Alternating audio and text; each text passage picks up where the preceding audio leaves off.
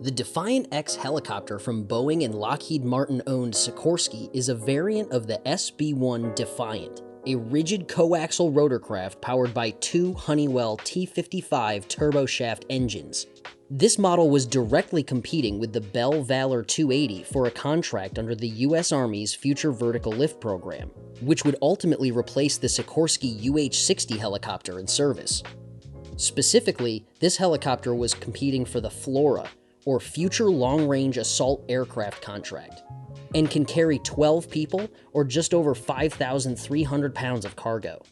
The Defiant X can be flown remotely too, but make no mistake, this isn't Timmy's little RC copter in the backyard.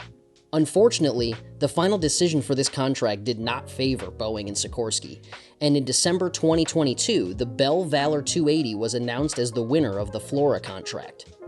Shortly after the announcement was made, Sikorsky challenged the decision with the Government Accountability Office, or GAO. According to a report published by the GAO, the Defiant X was deemed unacceptable because it did not satisfy the Army's requirement for a modular open system architecture, a requirement that would reduce the cost of upgrading parts throughout the life cycle of the aircraft. Sikorsky and Boeing do not plan to file a lawsuit or protest the decision any further and will now be focusing on the second Future Vertical Lift contract, the Future Attack Reconnaissance Aircraft, or FARA contract, where they will again be competing against Bell with a smaller, stealthier version of the Defiant X, the Raider X. So what do you think? Did the Army make the right choice choosing the Valor 280 over the Defiant X? Let us know in the comments.